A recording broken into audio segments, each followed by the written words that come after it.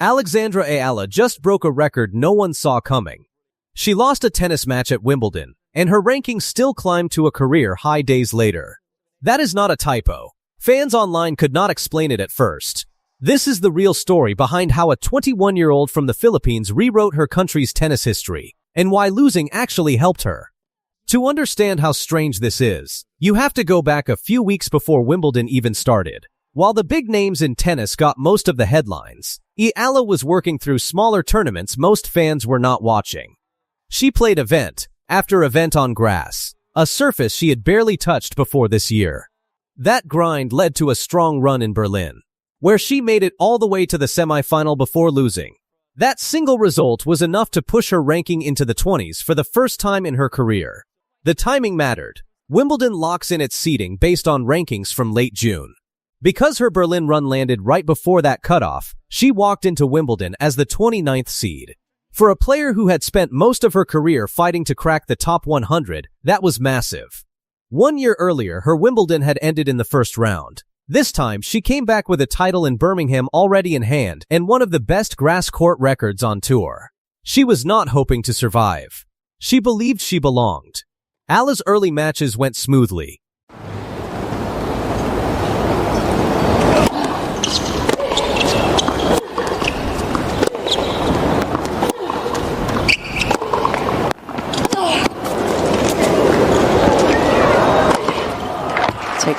She beat Renata Zarazua to become the first player from the Philippines to win a Wimbledon main draw match. Then she came back from a set down to beat Maya Joint, pushing her into the third round. That set up a matchup nobody expected her to win. Her opponent was Iga Swiatek, the defending Wimbledon champion and the third-ranked player in the world. On paper, this looked like the moment reality caught up with the underdog. The match started on July 4th on center court. The opening set turned into one of the longest and tightest of the tournament, lasting 84 minutes. Both players held their nerve through multiple breakpoints. Eala even served for the set and had a set point, but Swiatek fought it off. The set went to a tiebreak, and this time Eala held on, winning it 7-6. Once she had that first set, something changed. The nerves that could have crept in against a champion of that level simply were not there. She took the second set 6-2, playing with a level of control that overwhelmed her opponent. When the final point landed, the scoreboard read a stunning upset, and center court rose to its feet. That win made Eala the first Filipina in the Open era to reach the second week of Wimbledon. It was also her second career win over Swiatek. She had beaten her once before, back in March 2025 at the Miami Open, when she was a teenage wildcard ranked 140th in the world. After the match, Eala gave an interview that connected with people far beyond the tennis crowd. She spoke about the weight of the moment, about growing up training with her brother and grandfather after school, and about what it meant to represent a country of over 110 million people on one of the biggest stages in the sport. She was in tears, and so were a lot of people watching back home. But the story was not finished. 2 days later, reality asked for a rematch. Eala's next opponent was Jasmine Paolini, a former world number 4 and a Wimbledon finalist the year before. This was a player who had been in these exact high-pressure moments many times. The match went back and forth. Eala won the middle set to force a decider, competing point for point with a much more experienced opponent. In the end, that experience made the difference, and Eala's run ended in 3 tight sets. Here is the part that matters. Nobody walked away from that match thinking Eala had been exposed. If anything, the opposite happened. Paolini spoke warmly afterward about the level of tennis on court.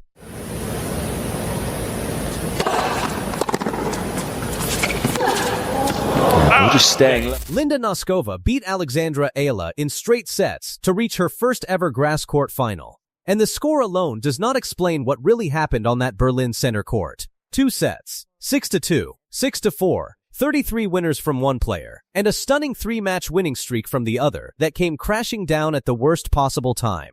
This is the real story behind that Berlin semifinal, and how it set up everything that came right after it.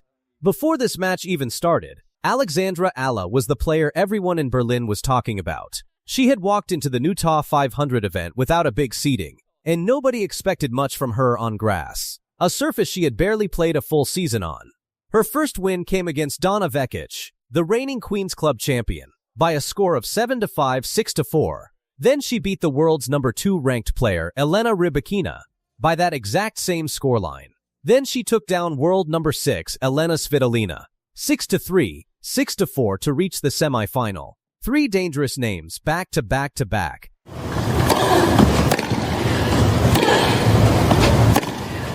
And she had not dropped a single set doing it. That is the player Linda Noskova had to face next, and it is exactly why this match mattered so much more than a normal semifinal. Linda Noskova had her own story going into this one. This was her first ever grass court final on the line, something pointed out directly during the match commentary. She had never made it this far on grass before, and beating Eala here would be the biggest test of her season so far. What almost nobody in the crowd knew yet was that just a few weeks later, Noskova would go on to lift the actual Wimbledon trophy. This Berlin match was the first real sign of what was coming, and it happened before anyone outside tennis was paying close attention. The first set opened tight. Commentary called holding serve an elusive commodity early on, meaning neither player could settle in easily. Both players traded shots that were described as heavy-handed and full of flat ball striking. One rally in particular got singled out as a feast of flat ball striking, the kind of point where both players just refused to miss. Then the match started tilting. Noskova found her rhythm at the net, with commentary praising her terrific net coverage as she started closing points out faster. One shot landed right on the line and drew a simple reaction from the booth. Just the word wow. That is the moment things started slipping away from Eala. By the time the first set finished, Noskova had built the kind of lead that changes a match completely. Commentary called her set-closing performance devastating and pointed out she was striking the ball with total control. The set ended, and the commentary team did not hold back, calling it flat-out outstanding. One more line summed up the entire feeling in the arena. They called her performance a gem, the kind of set that makes people forget the other player was even ranked in the top 30 heading into this tournament. The second set followed a similar shape. Eala tried to fight her way back in, and there were flashes of the same aggressive game that had beaten Rybakina and Svitolina just days earlier. But Noskova kept finding answers. Every time Eala pushed forward, Noskova had a return ready. The match ended 6-2, 6-4, and by the final point, the commentary described it plainly, calling it a breakthrough performance for Noskova, because it marked her first ever final on grass. The numbers backed it up completely. 33 winners in total from Noskova, described on air as pure devastating ball striking. That is not a fluke scoreline. That is total domination in a match that was supposed to be close. What makes this loss even more interesting is what the commentary team said about Eala right after match point. They pointed out that she had illuminated center court all week in Berlin, meaning she had been the most exciting player to watch through her first 3 rounds. Then they added the part that stings the most for any player. She was not allowed to do that again in this match. Noskova simply did not let her get going. That single line explains the entire result better than any stat could. Here is where the story gets bigger than just one match. This Berlin loss did not slow Eala down at all. It happened right before her name became known across an entire country. Weeks later, she walked into Wimbledon and beat the defending champion, Iga Swiatek, in the 3rd round, winning a first-set tiebreak 7-6 before closing out the match 6-2. That win made her the first Filipino player in history, man or woman, to reach the 2nd week of a Grand Slam in the Open era. Her run at Wimbledon ended in the 4th round against Jasmine Paolini, a tight 3-set loss, 4-6, 6-4, 3-6. But that loss still pushed her ranking to a career high of world number 28.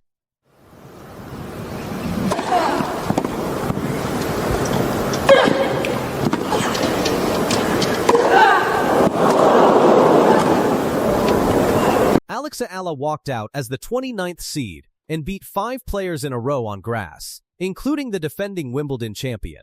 No Filipino man or woman had ever reached the 2nd week of a Grand Slam before her.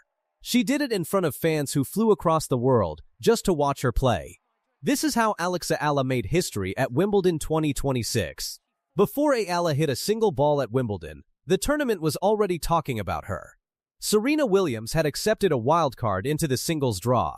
It was her first singles match in almost 4 years. Fans started asking one question. Could Eala end up facing Serena in the 2nd round? To get there, Eala had to earn her spot first. A few weeks before Wimbledon, she was ranked outside the top 30 with no big Grand Slam run to her name. Then, she won the Birmingham Open on grass, fighting back from a set down in the final. Right after that, she went to Berlin and beat world number 2 Elena Rybakina, then beat Alina Svitolina in the very next match.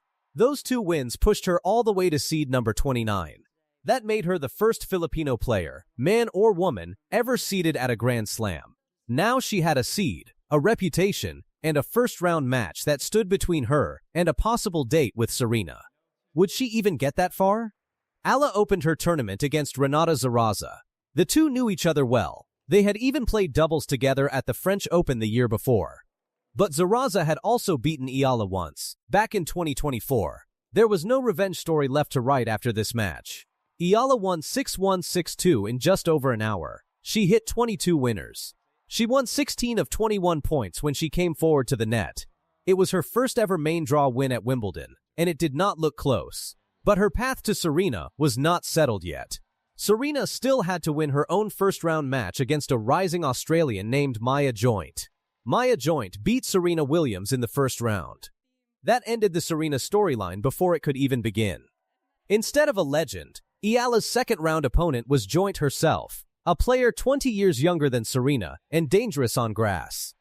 This match did not start well for Eala. She dropped the first set 3-6. A loss here would have ended her tournament early. She turned it around fast, winning the second set 6-2 and the third set 6-0. That result made her the first Filipino player, man or woman, to reach the third round of a Grand Slam in the Open era. She had already done something no one from her country had ever done.